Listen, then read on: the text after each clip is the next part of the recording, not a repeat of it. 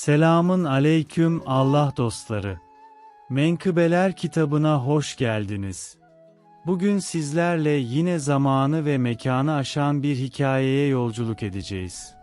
Bu sadece bir hikaye değil, bir gönül penceresi, bir iç sesin yankısı. Her hikayede bir ders, her cümlede bir iz saklı. Belki bugün dinleyeceğiniz menkıbe size tanıdık gelecek. Belki de hiç beklemediğiniz bir yerden dokunacak yüreğinize. Kulaklığınızı takın, gözlerinizi kapatın ve bırakın bu hikaye sizi olduğunuz yerden alıp bambaşka diyarlara götürsün. Çünkü anlatacaklarımız sadece bir hikaye değil, yürekten yüreğe bir yolculuk. Hazırsanız, Menkıbeler kitabının yeni sayfası açılıyor. Anadolu'nun bozkırlarında, tarlaların bereketli olduğu, büyükbaş hayvancılık ile geçimini sağlayan, insanların ağzından dedikodunun eksik olmadığı küçük bir köy vardı. Bu köy evlerinden birinde, Elif adında akıllı, evlilik çağı gelmiş, bir genç kız yaşardı.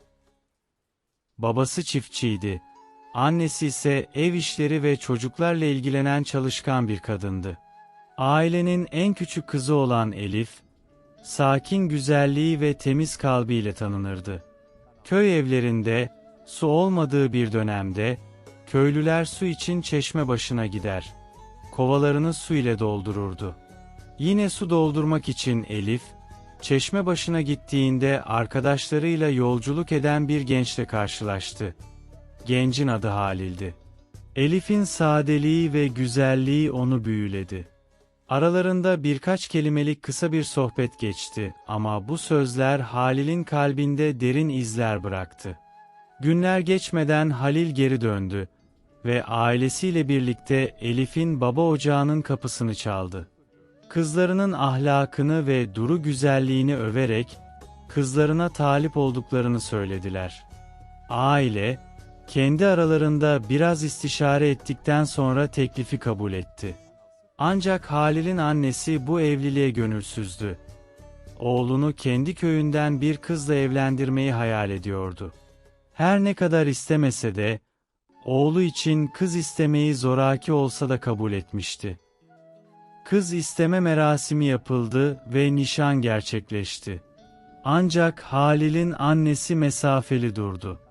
Düğün yaklaştıkça Elif'in ve annesinin hazırlıklarını küçümseyen tavırlar sergilemeye başladı.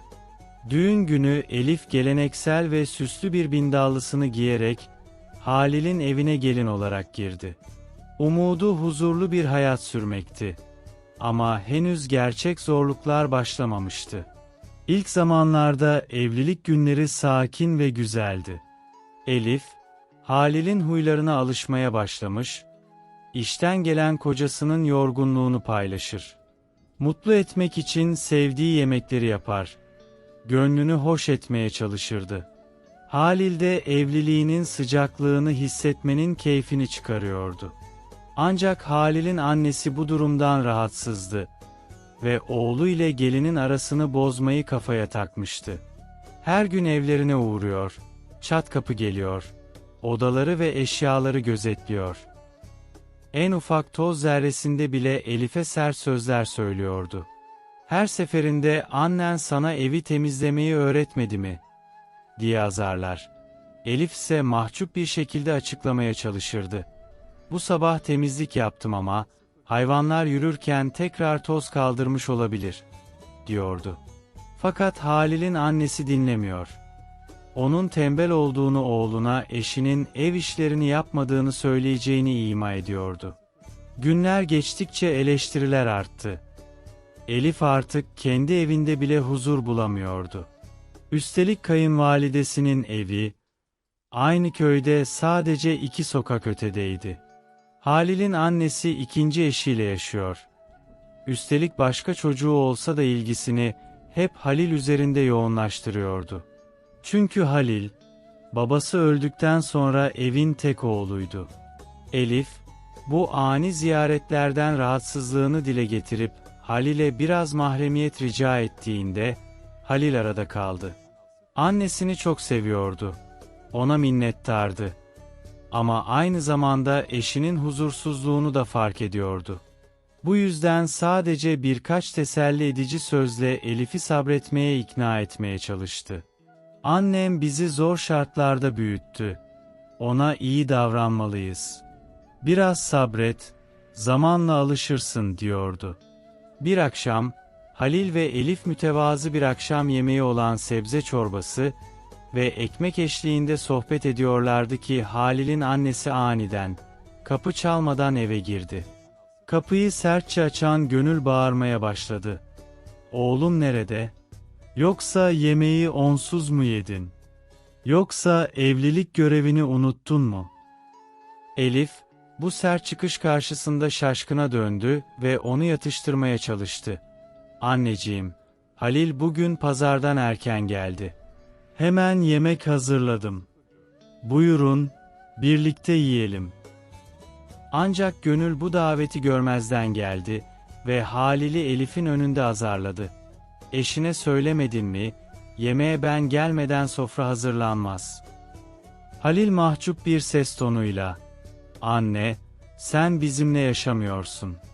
Geleceğini nereden bilebiliriz?" diye cevap verdi. Annesi ise, "Yemeğinize göz kulak olmam gerekiyor. Anlaşılan bu kız misafir ağırlamayı bile bilmiyor," dedi. Halil özür dilemeye çalışırken, Elif'in kalbi kırıldı. Gururu incindi. Ne diyeceğini bilemiyordu. Bu kadın ne istiyordu? Her evin kendi düzeni olurdu. Ama Gönül bunu anlamıyordu. Elif yine de tartışma çıkmasın diye susmayı tercih etti. Kadın evden hoşnutsuz ayrıldıktan sonra, Elif duygularını eşine açtı. "Onunla nasıl geçineceğimi bilmiyorum. Bana kendi kızı gibi değil, düşmanıymışım gibi davranıyor. Her sözüyle beni kırıyor. Ne yaptım ona?" Halil sadece, "Sabret Elif. Oğluna çok düşkün. Zamanla alışır," diyebildi. Bu durum böyle devam etti. Elif evinde artık eş değil, adeta hizmetçi gibi hissediyordu. Sabah uyanır uyanmaz Gönül geliyordu. Evde her yeri inceliyor, emirler veriyor. Sonra eleştiriler savurup çıkıyordu. Akşamları ise en basit şeylerden bile kavga çıkıyordu.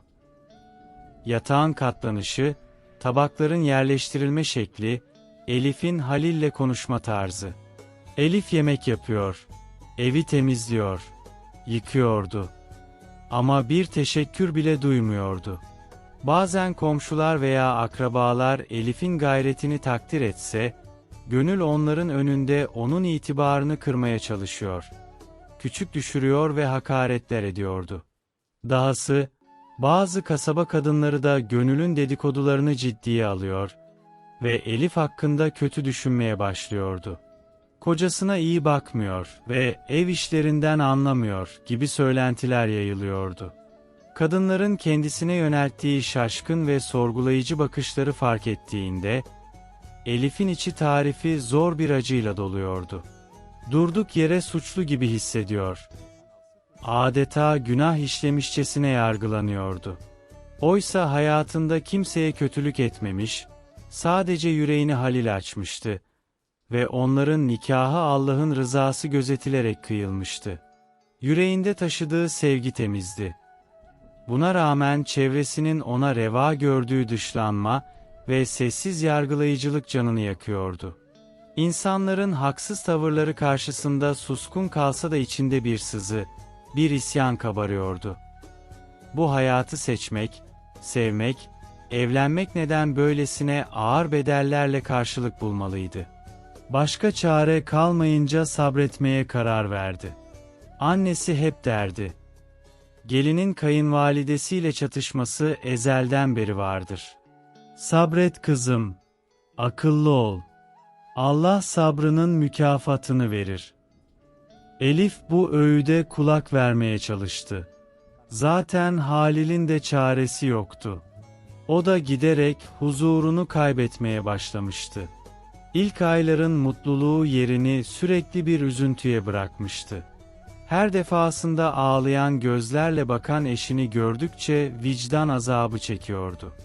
Annesiyle karşılaştığında Elif'in şikayetlerini dile getirse, Gönül hemen ağlamaya başlıyor. Halil kendini kötü hissediyor ve sessiz kalmayı tercih ediyordu. Bazen Elif'in babası ya da kardeşi onu ziyarete geliyordu. Yüzündeki bitkinlik ve ruhsal yorgunluğu fark ediyor. Ona neyin canını sıktığını soruyorlardı. Ama Elif bütün ayrıntıları açmaya çekiniyor. Sorun çıkmasın diye onları fazla bilgilendirmiyordu. İki ailenin ilişkileri zedelenmeye başlamıştı.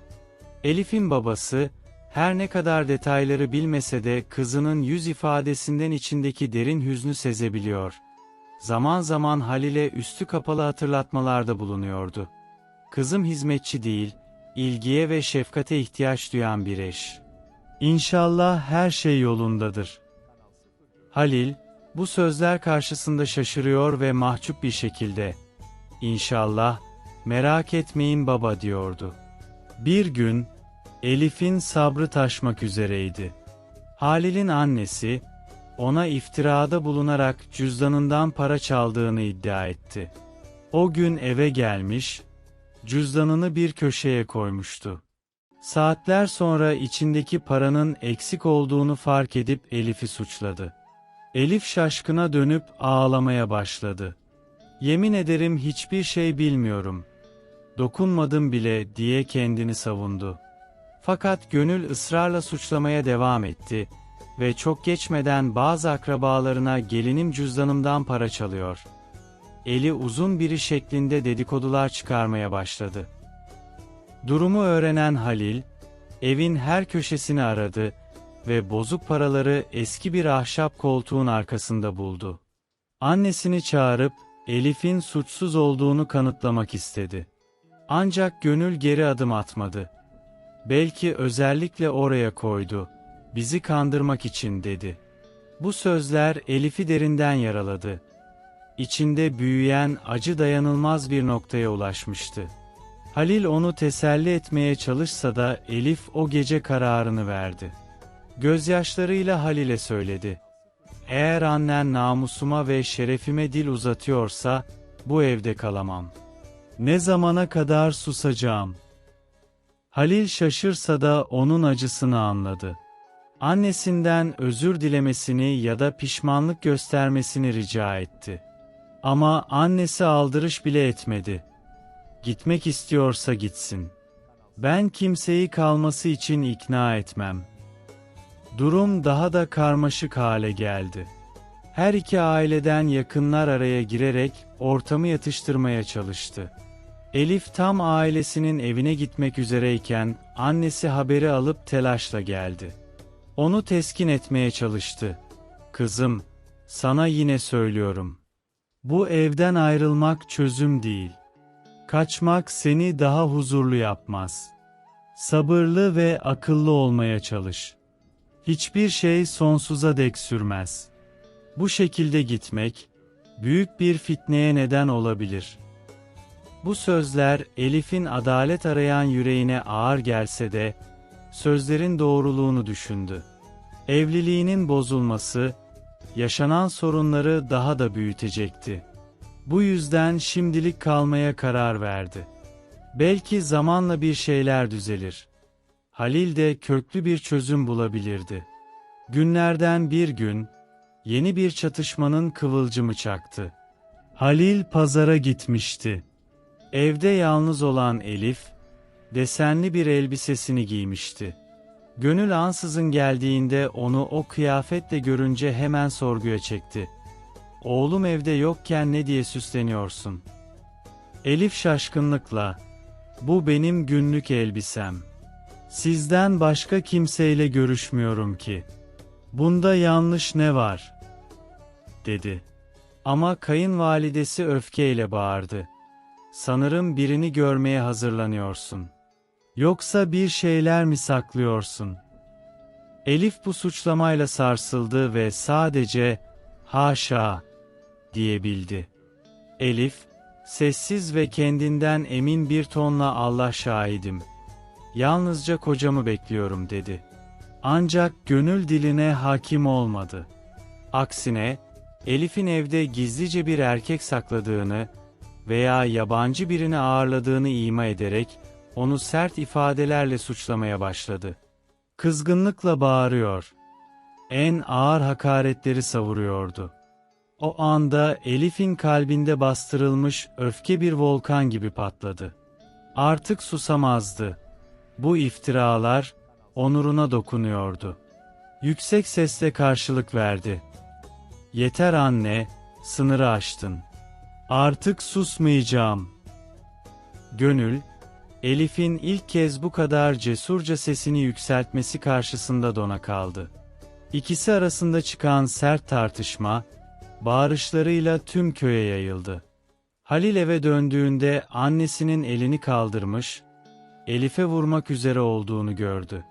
Hemen araya girdi. Annesinin öfkesi ikiye katlandı. Oğlunun karısını korumasını ihanet gibi gördü. Evden hızla çıkarak intikam yemini etti. Elif'i ağlar halde ve Halil'i derin bir kararsızlık içinde bırakarak. Kısa süre içinde köydeki herkes bu olaydan haberdar oldu. Gönül etrafa Elif'in sözde ihaneti, kötü ahlakı ve yetersizliği hakkında asılsız dedikodular yaymaya başladı. Bunlar Elif'in babasının kulağına gittiğinde öfkeyle Halil'in evine gitti. Kızını çağırıp onu evine götürmek istedi. Gönül'ü de ağır bir dille uyardı. Kızımı daha fazla karalayamazsınız. Halil, durumu yatıştırmaya çalıştı ve Elif'in tüm suçlamalardan masum olduğunu, her şeyin bir iftiradan ibaret olduğunu ifade etti. Ancak baba kararından dönmedi. Kızının bu zulüm altında kalmasını istemiyordu. Elif, yıkılmış bir halde baba evine döndü. Günler geçtikçe Halil, daha da yalnızlaştı. Annesiyle defalarca konuşmaya çalıştı ama her seferinde annesi daha da inatçı hale geldi. "Seni böyle mi yetiştirdim? Bir el kızı için annene sırt mı çeviriyorsun?" diyerek oğlunu azarladı. Üstelik Halil'e açıkça "Elif'i boşarsan gönlümü alırsın" dedi. Halil ne Elif'ten vazgeçebiliyordu, ne de annesini kırmak istiyordu. Bu ikilem onu yıpratıyor, işine ve sağlığına da zarar veriyordu. Öte yandan Elif, kısa süreliğine huzur bulsa da zamanla Halil'e duyduğu özlem ağır basmaya başladı. Babası ona şu öğüdü verdi: "Halil, annesini haksızlıktan alıkoymadıkça o eve dönmeni istemem. Kendini Allah'tan korkmayanların önünde ezdirme." Elif içten içe parçalanıyordu. Bir yanda sevgisi, bir yandan onuru. Elinden yalnızca dua ve sabır geliyordu. Bir süre sonra, köyün ileri gelenleri ve imam araya girerek iki tarafı barıştırmak üzere bir teklif sundular. Bu barış şartları herkesin haysiyetini koruyacak şekilde hazırlandı. Elif'in babası, Gönül'ün hakaretlerine son vereceğine dair söz vermesini şart koştu. Herkes Kur'an üzerine yemin etti. Bu olay köy meydanında, halka açık yapıldığından, Gönül mecburen anlaşmayı kabul etti. Böylece Elif, aylar süren ayrılıktan sonra yeniden kocasının evine döndü. İlişkideki fırtına biraz dinmişti. Sonraki haftalar daha sakin geçti. Elif, her şeyin normale döndüğünü düşündü ama içinde bir korku hala vardı. Acaba kayınvalidesi eski tavırlarına geri dönecek miydi? Çok geçmeden kaynanası kendini gösterdi. Köydeki bazı komşu kadınlar, Elif'te gebeliğin belirtilerini fark etmeye başlamıştı. Mide bulantıları ve iştah değişimleri dikkat çekiyordu. Ve bu durum kesinleştiğinde, Elif ve Halil büyük bir sevinç yaşadılar. Hemen doğacak bebek için isimler düşünmeye, evi neşeyle dolduracak çocuk için hazırlıklar yapmaya başladılar. Ancak bu haberi duyan Gönül'ün yüzünde önce şaşkınlık ve hafif bir ilgi belirdi. Sanki içten içe bir torunun ona yeniden annelik hissini hatırlatmasını istiyordu. Ne var ki, bu istek kısa sürdü. Yerini kuşkulara ve kontrol takıntısına bıraktı. Elif'in beslenmesini eleştirmeye başladı. Ona kendi uydurduğu tarifleri dayattı. Sözde erkek çocuk doğurmasını garanti eden karışımlar. Bu müdahaleler Elif'in yorulmasına neden oluyor. Ama yorulduğunda da hemen nazlılık ve zayıflık ile suçlanıyordu. Karnı büyüdükçe, Gönül'ün müdahaleleri de arttı. Gece rahatsızlanıp biraz dinlenmek istediğinde Elif, hemen tembellikle suçlanıyor. Sabahları geç kalktığında ise hastalık bahanesi uydurmakla itham ediliyordu. Tüm bu baskılara rağmen Elif acıya direniyor. Ev işlerini elinden geldiğince yapıyordu. Doğum yaklaşınca, ardı ardına gelen sancılar nedeniyle Halil'le birlikte köyün ünlü ebesini çağırmaya karar verdiler. Ancak Gönül bu karara sertçe karşı çıktı. "Ben kendi 3 çocuğumu evde doğurdum. O ukala ebeye ne gerek var?" dedi. Halil kararlıydı. "Hiçbir risk alamam, ebesini çağıracağım." Annesi bu kararı hakaretle karşıladı ve "Bakacağız bakalım ne olacak?" diyerek öfkeyle uzaklaştı. Bir gece, doğum sancıları şiddetlenince Halil hemen ebeden yardım istedi. Saatler süren acı ve çığlıkların ardından, sağlıklı ve güzel bir erkek bebek dünyaya geldi.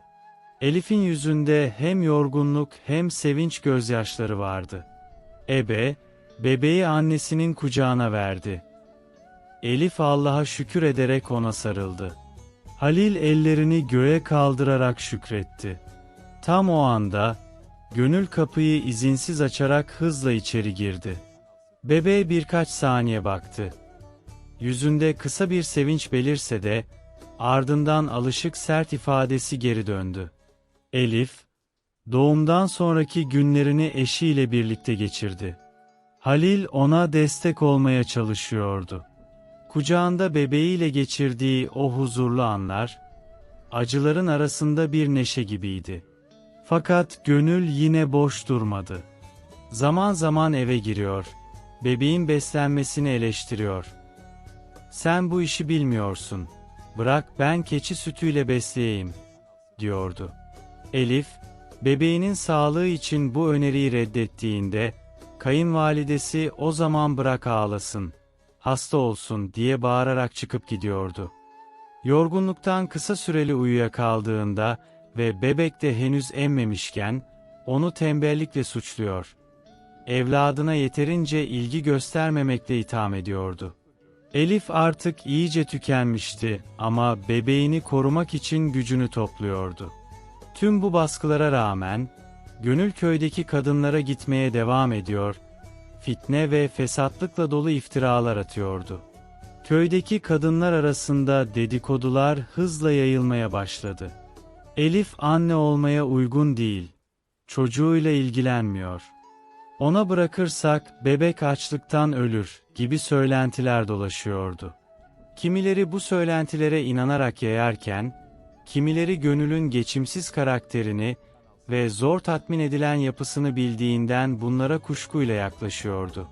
Aylar geçtikçe çocuk büyümeye başladı. Onun ilgisi arttıkça Elif'in sorumlulukları da çoğaldı. Sürekli artan yorgunluk, sağlığını olumsuz etkilemeye başlamıştı. Halil ise annesinin müdahalelerine çözüm bulmak için çabalıyor ama sonuç alamıyordu. Her denemesinde annesi ya küslükle ya da gözyaşlarıyla karşılık veriyor. Oğlunu asi ve hayırsız olmakla suçluyordu. Halil ve Elif bu gerilim içinde yaşarken, Gönül kızının evinde kalmaya başlamıştı. Orada da mağdur rolüne bürünerek çevresindekilere suçlamalar yöneltiyor. Kendisini inciten gelinine karşı öfkesini paylaşıyordu. Bir kış gecesi, Salih işten döndüğünde Elif'in gözyaşları içinde bebeğini kucağında salladığını gördü. Bebek sürekli ağlıyordu. Karnı ağrıyordu. Halil nedenini sorduğunda Elif, 1 saat önce kayınvalidesinin geldiğini ve bebeğin hastalığını önemsizleştirip ilgi çekmek için abartıyor diyerek onu şiddetle ittiğini anlattı. O kadar sertti ki Elif bebeğiyle birlikte yere düşmek üzereydi. Bu olay Halil'in içinde baba olmanın sorumluluğunu bir anda alevlendirdi. "Artık yeter. Annem sınırlarını aştı," dedi kararlılıkla ve ertesi gün konuyu kesin şekilde çözmeye karar verdi. Sabah, kız kardeşinin evine gittiğinde annesini diğer kadınlarla otururken buldu. Onlardan müsaade isteyerek annesiyle baş başa konuşmak istedi. Yüzüne bakarak, "Anne, bu yaptıkların artık dayanılmaz bir hal aldı. Allah'tan kork. Masum bir bebeğin acısını görmezden gelmek ne demek? Onları itmek ne demek? Onu görmek istiyorsan başımızın üstünde yerin var. Ama başkalarının onurunu kırmaya devam edeceksen, artık aramıza sınır çizmek zorundayız. Seni seviyorum. Beni büyüttüğün için minnettarım. Allah'tan korkar, sana hürmet ederim. Fakat artık evim, eşim ve çocuğum var. Ben eski küçük oğlun değilim," dedi. Bu sözler Gönül'ün beklemediği bir çıkıştı. Bağırarak oğlunu nankörlükle suçladı. "Seni artık görmeyeceğim, torunumu da asla," diyerek tehdit etti. Kadınlar bu tartışma sırasında ürkerek dışarı çıkarken, biri Gönül'ün hıçkırıklarla ağladığını gördü. "Ah evladım, yaşlı kalbimi kırdın. Senin için hiçbir değeri olmayan bir kadın uğruna beni terk ediyorsun," diye feryat ediyordu. Halil eve üzgün döndü. Ne olacağını kestiremiyordu. Ya annesi durumu kabullenip davranışlarını değiştirecek ya da işler daha da kötüleşecek. Bağlar kopacak, dedikodular yayılacaktı. Elif onu teselli etmeye çalıştı. "Böyle olmasını istemedim. Anneni sevdiğini biliyorum. Ona olan bağlılığını da. Ama bazen elimizden bir şey gelmiyor," dedi. Halil'in kalbi bu sözlerle daha da hüzne boğuldu. O gece yatağında dönüp durdu. Ailesinin geleceğini, annesiyle olan bağlarını düşünüyordu. Her yeni gün geldiğinde Halil, annesi hakkında endişeleniyor. Komşulara onun durumunu soruyordu. Onlar, "Sağlığı iyi ama sana çok kızgın," diyerek bilgi veriyorlardı. Bir hafta sonra Halil bir kez daha ziyaret etmeye çalıştı. Fakat annesi kapıyı açmadı. "Geldiğin yere geri dön. Artık benim bir oğlum yok," diyerek onu reddetti. Her ne kadar Elif, kayınvalidesinin evden uzaklaşmasıyla bir nebze rahatlamış gibi görünse de, içinde bir burukluk vardı. Eşinin annesiyle olan bağlarının bu noktaya gelmesinden dolayı üzgündü. Keşke işler bu kadar büyümeseydi. Elif zaman zaman yemek hazırlayıp Halil'den annesine götürmesini istiyordu. Belki bu jest öfkesini biraz olsun yatıştırırdı. Ama Gönül kapıyı açmıyor. Arkasından bağırarak "Sahtekar, el kızının yaptığı yemeği istemem," diyordu. Halil üzülüyor ve elindeki tabakla eve dönüyordu. Aylar ağır geçti. Ne Halil ne de Elif huzur bulabiliyordu. Bu süreçte çocuk büyümüş, konuşmayı öğrenmeye başlamıştı. İlk kez anne ve baba dediğinde yüzleri aydınlanmıştı. Ama henüz büyükanne diyememişti. Çünkü onu tanımıyordu. Elif içten içe, keşke kayınvalidesi oğlu ile barışsa da torununu ziyarete gelse diye düşünüyordu.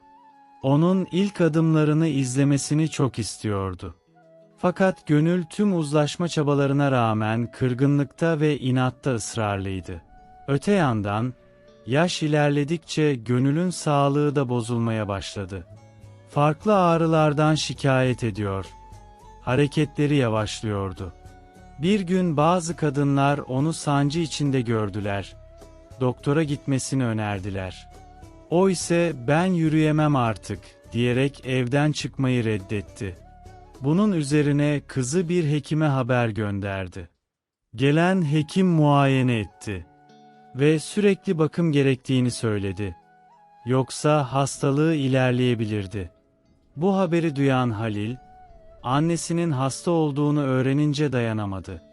Annesi kapıyı açmasa da ısrar etti. Sonunda içeri girdi. Yatağında bitkin halde yatan annesinin elini öpmek istedi ama gönül elini sertçe çekti. Halil, "Anne, bize bu kadar katı olma. Senin yanındayım. Hizmetin, duan için buradayım," dedi. Gönül kısık bir sesle ağladı ve sonunda oğlunun kalmasına izin verdi. Halil, annesini kendi evine götürmeyi ve yakından bakmayı teklif etti ama bu öneri sert biçimde reddedildi. Elif orada oldukça asla dedi. Tüm sıkıntılarının sebebi olarak yine yalnızca gelinini görüyordu. Bu ağır günlerde Elif Halil'le birlikte acıyı paylaşıyor. Onun yükünü sessizce sırtlanıyordu. Bir kış günü Elif'in aklına bir fikir geldi. Belki son bir uzlaşma denemesi olabilirdi. Zor anlarda affetmek, Allah'ın takdirini almak için önemlidir, dedi kendi kendine. Bu düşünceyle mutfağa geçti.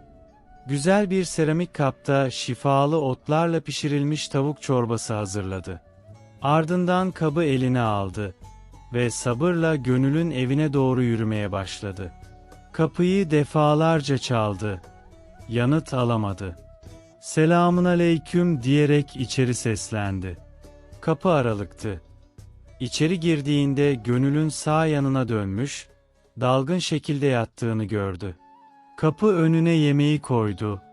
Usulca yaklaştı. "Anneciğim, bir hata yaptıysam affet beni.